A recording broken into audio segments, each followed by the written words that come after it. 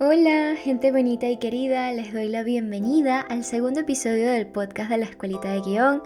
Soy Caru Teixeira, la profesora y creadora de la escuelita, y me alegra mucho que te animes a escuchar el episodio de hoy, en el que hablaremos sobre La Sustancia, dirigida, escrita y producida por Coralie Farjah.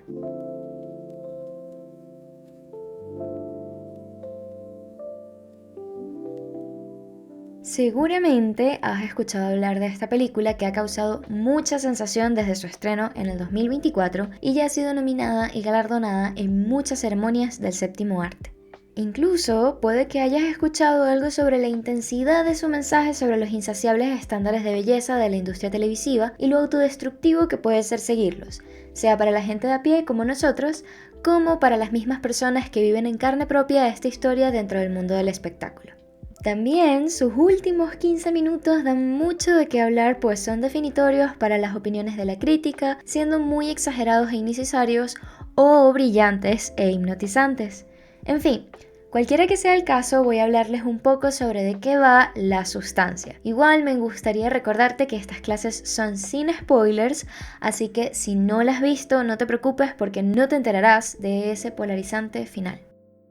En La Sustancia seguimos la historia de Elizabeth Sparkle, una legendaria estrella de Hollywood reconocida por su programa de aeróbicos. En su cumpleaños 50, el canal le llega con un no tan buen regalo, pues la despiden injustificadamente, diciéndole que quizás ya está demasiado vieja y fea para la gracia. Así que el programa seguirá sin ella. La noticia derrumba completamente a Elizabeth, pues toda su vida tenía significado gracias a ese trabajo. Así, la desesperación de volver la lleva a aceptar un suero misterioso del mercado negro que le asegura convertirse en una versión más joven, más hermosa, más perfecta de sí misma. Pero lo que el suero hace en realidad es generar un clon de ella con quien deberá compartir su vida. La convivencia entre Elizabeth y Sue se hace insostenible y profundamente destructiva. Con esta relación tóxica en mente, vamos a hablar sobre la diferencia entre la meta de un personaje y el conflicto de su historia, pues no son lo mismo y es muy interesante cuando nosotros somos capaces de utilizar estas herramientas a nuestro favor. Cuando estamos escribiendo nuestra historia, incluso cuando desarrollamos a nuestros personajes, es demasiado importante entender la diferencia entre estos términos y cómo funcionan entre sí para mantener andando la historia de manera sutil y sumamente fluida. Entonces, empecemos. Cuando definimos la meta del personaje, estamos trazando un punto final para nuestra historia. La meta nos dice hacia dónde vamos a ir junto al protagonista.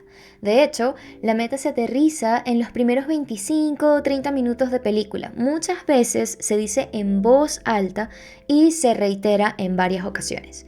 En La Sustancia sucede cuando durante el almuerzo el personaje de Dennis Quaid le dice a Elizabeth que las cosas son así, que él debe darle a la gente lo que quiere, porque la gente siempre pide algo nuevo y la renovación es inevitable.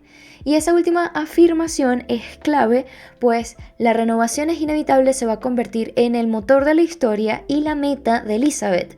Entonces, Elizabeth entiende que para volver a la carrera de sus sueños debe renovarse, literalmente.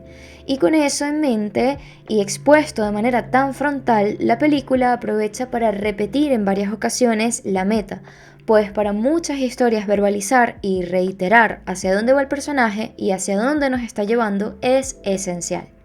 Y con la meta trazada, sabemos entonces que todo lo que sea que haga Elizabeth a lo largo de la película va a ser para cumplir este objetivo, que es la renovación, sentirse joven y sentirse hermosa otra vez. No importa los medios que ella utilice, todo va a ser para cumplir esta meta que se trazó desde el inicio de la película. Y esto nos lleva al conflicto. El conflicto son todos los obstáculos que se siembran en la trama para que ésta sea funcional. Es decir, el conflicto es un elemento latente en la narración, a veces invisible para la audiencia, pero que debe poder usarse a tu favor para dar la sensación de movimiento, evolución o involución en la historia. La presencia del conflicto hace que el protagonista tenga que decidir y accionar, muchas veces en situaciones de estrés en las que saldrá su versión más pura y sin máscaras. En este sentido, el buen uso del conflicto nos permite varias cosas y las vamos a enumerar.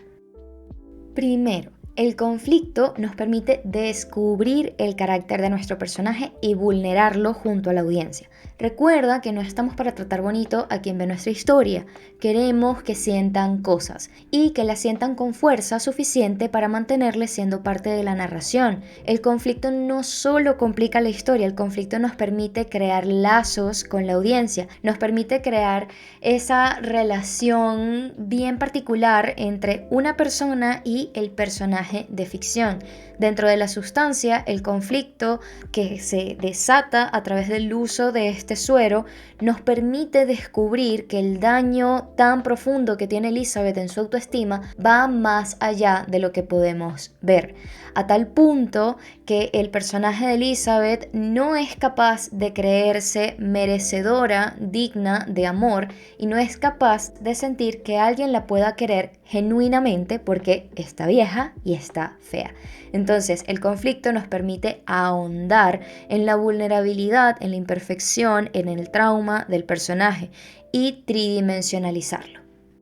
Segundo, el conflicto nos permite hacer de la meta algo de gran esfuerzo, difícil de obtener y aparentemente inalcanzable, pero que una vez allí se sienta que todo valió la pena, pues además de obtenerse o no lo que quería, también es un proceso de reflexión o crecimiento valioso para el protagonista y la audiencia que ve la historia. El conflicto nos permite dar la sensación de que la llegada a la meta o no haber llegado a la meta valió la pena por lo que se aprendió o por lo que se logró reflexionar a lo largo de la película. Entonces vienen esas sensaciones post créditos de si valió la pena, si no valió la pena, si nos sentimos tan agotados como el personaje o más bien si nos sentimos igual de satisfechos.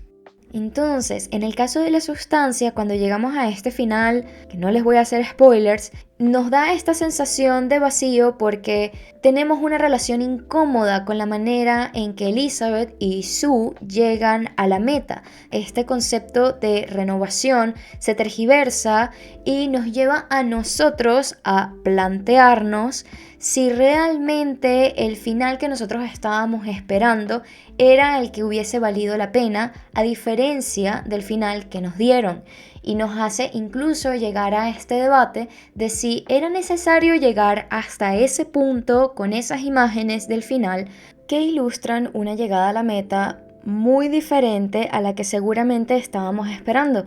Es un final que va mucho más allá, no solo para la protagonista, sino que incluso va mucho más allá de lo que podría tolerar la audiencia. Es un final incómodo, pero es un final que cuando pensamos desde el punto de vista de Elizabeth y de Sue, quizás es reconfortante dentro de lo catastrófico.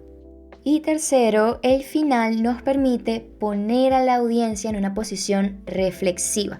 Aquí un poco agarrando la cola del punto anterior. El conflicto hace que la audiencia participe en la historia. Seguramente escucharás que una buena película hace que se juzgue las decisiones del personaje o se considere que hubiese hecho las cosas diferente ante una misma problemática o ante una misma meta. Y lo que queremos con todo esto es que la película no termine una vez que ruedan los créditos.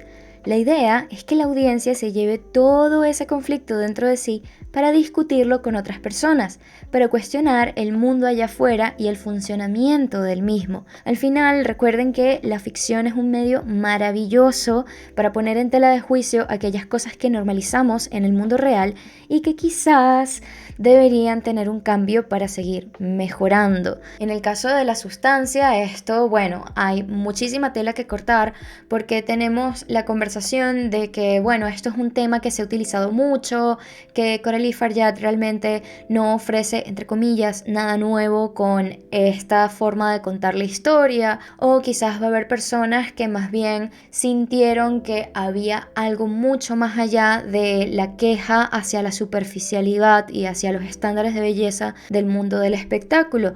Entonces, de hecho, hay un llamado de atención hacia una escena muy particular en la que el personaje de Elizabeth se ve en el espejo y se pone y se quita el maquillaje, se pone y se quita el maquillaje. Y de hecho, dentro de todas las cosas que se puede rescatar de las películas, y una de las que más se conversó fue ese pedacito de la historia con Elizabeth frente al espejo, que además es un plano que dura unos, ¿qué? 3-4 minutos, no forma parte ni siquiera del 10% de la película, pero es donde se contiene el mayor espesor del mensaje que Coralie quería llevar. Que bueno, tiene que ver con la autopercepción y cómo se distorsiona la manera en que nosotros nos podemos ver en el espejo cuando recurrentemente personas de nuestro entorno laboral, personal, nos dicen una y otra vez que estás vieja, que estás fea, que hay que renovarte, que hay que cambiarte, que tienes que hacer arreglos en tu apariencia o que no estás del todo apropiada para el ojo público. Entonces eso se redimensiona y va más allá, no es solo una crítica estética, sino que es una crítica que deja una herida muy muy profunda en el personaje y la manera en que luego este personaje, el de Elizabeth, tiene una relación consigo misma, extrapolado a la relación que tiene con su clon. Y con todo esto ya debes intuir que la maquinaria del conflicto de la sustancia tiene que ver con... Have you ever dreamt of a better version of yourself? Tan pronto Elizabeth acepta atravesar el tratamiento con el suero, su vida se hace más complicada. No solo deberá compartirla con una versión más joven y reluciente que ella, que es Sue, sino que tendrá que presenciar cómo cae en el olvido y lidiar con su carácter autodestructivo, producto de un sistema materialista que la maltrató emocionalmente a tal punto de hacerle pensar que no merecía siquiera salir de su apartamento por vieja y fea, distorsionando completamente su autopercepción, cosa que ya hemos hablado en este episodio. El conflicto así se ramifica a partir de la meta y la hace más atractiva. Entonces, ¿cuál es la meta? Better version of yourself. Renovarse y ser una mejor versión de sí. ¿Cuál es el conflicto? One single injection unlocks your DNA. El uso de la sustancia y la rebeldía de Sue que la lleva a ignorar todas y cada una de las reglas establecidas para el uso del suero. Y a lo largo de la trama, esa rebeldía se va ramificando con la relación de Sue y Elizabeth. Cómo se desarrolla esa relación, cómo se maltratan la una a la otra y la capacidad de autodestrucción de Elizabeth y la manera en la que el sistema las lleva a ambas a anularse y maltratarse, porque nunca es suficiente. No importa si la mejor versión de Elizabeth es Sue, no importa si Sue es todo lo que quiere la audiencia, de alguna manera siempre es insuficiente. Y con todo esto en mente, vas a darte cuenta poco a poco, cuando escribas tus historias, cuando desarrolles tus personajes, que uno puede empezar por cualquier sitio al momento de desarrollar una idea. Pero nunca podemos olvidar que parte de ese desarrollo sea aterrizar tanto la meta como el conflicto. Porque sí, la meta es el lugar hacia donde vamos a querer llegar junto al personaje, pero el conflicto es lo que hace la historia tan interesante. Muchos personajes en muchas películas van a compartir una misma meta, pero la manera en que se hace más o menos complicado su llegada es lo que hace la película interesante. ¿Cómo es el conflicto? ¿Cómo este conflicto se ramifica? ¿Cómo el conflicto hace que la audiencia de alguna manera se sienta más o menos cercana al protagonista y la manera en que quiere llegar hasta allá? Cómo el conflicto hace que la llegada a la meta se sienta como algo tan ganado o algo tan añorado, algo que te permita a ti dejar salir un gran suspiro junto al personaje porque por fin se llegó hasta allá. O quizás la no llegada a la meta, porque eso es súper importante, no siempre el personaje tiene que llegar a la meta. A veces el personaje se va a sentir mejor dándose cuenta que aquello que tanto quería alcanzar no era necesariamente lo que necesitaba. Pero eso es tema para otro episodio. La no llegada a la meta también puede ser sumamente reconfortante y sumamente interesante y puede incluso redimensionar todo el viaje que hizo el personaje. Y además, con el conflicto, haciendo un poquito de repaso, también logramos poner a la audiencia en un lugar de reflexión. Si bien el cine no está para aleccionar, no está para enseñarle a nadie nada, sí tenemos una especie de relación intrínseca con la audiencia, de llamar a la reflexión, de llamar al debate, de ponerlas en posiciones incómodas, de hacerles sentir algo incómodo o algo agradable. No todo es incomodidad y horror corporal. Y hablando de horror corporal, no podía cerrar esta clase sin comentarle además que esta película me parece una belleza, en especial si son fans de la crudeza del horror corporal. Aprovecharé entonces para comentarles que Coralie hace referencias increíbles a la cinematografía de directores como Cronenberg, en el caso Cronenberg hijo, Kubrick y Lynch. También hace referencia a películas clásicas del terror y suspenso como La Cosa de John Carpenter, Perfect Blue de Satoshi Kon y Carrie de Brian De Palma.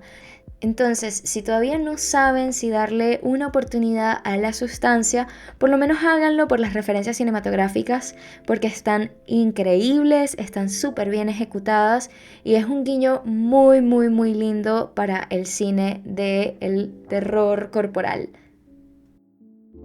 Ahora sí, con todo este contenido de hoy sobre La Sustancia, damos inicio a la temporada de este mes de la Escuelita de Guión sobre la movilización de la historia, cómo hacer que nuestra historia tenga un sentido de movimiento, tenga fluidez, de la sensación de que nuestro personaje y la audiencia que lo acompaña están yendo hacia un lugar. Entonces, en realidad este episodio podría durar un montón si nos centramos en la manera en que Coralie Farjad usa un tema bastante expuesto en el cine y televisión, pero consigue redimensionarlo de una manera tan especial a través de la ejecución de muy buenos conflictos que le dan un mayor significado a esta meta de renovarse y mantenerse hermosa.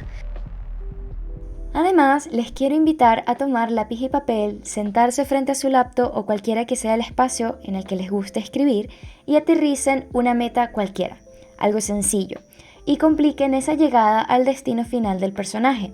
Quizás la meta es llegar a la playa y a su personaje se le accidentó el carro en medio de la nada y no tiene recepción. ¿Qué más podría pasar allí? Quizás es la misma meta, pero a mitad de camino el personaje recogió un mochilero muy extravagante que le desvía de su plan original. La idea de esta actividad es que se sientan cómodos con las ramificaciones del conflicto e incluso evalúen la toma de decisiones de sus protagonistas de acuerdo a el carácter de cada uno de ellos. Y ahora sí, damos por finalizado el segundo episodio del podcast de la Escuelita de Guión. Cuídense mucho, pásenla muy bonito y sigan viendo mucho cine y televisión y disfrutándolo un montón. ¡Chao!